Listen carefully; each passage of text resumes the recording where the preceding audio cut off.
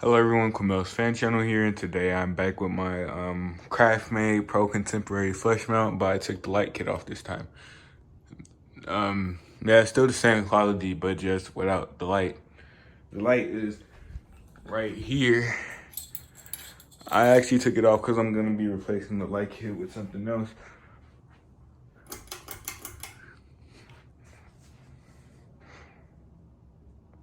I need to clean it, it's getting dusty.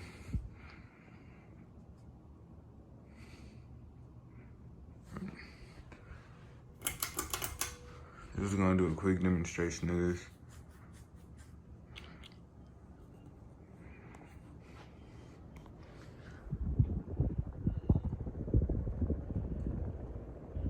Blow some good air, even on medium.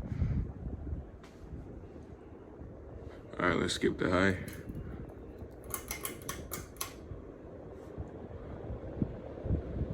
Yeah, it wobbles on high now because I took the light off. Still blows tons of air. Works very good. Yeah, thank y'all for watching.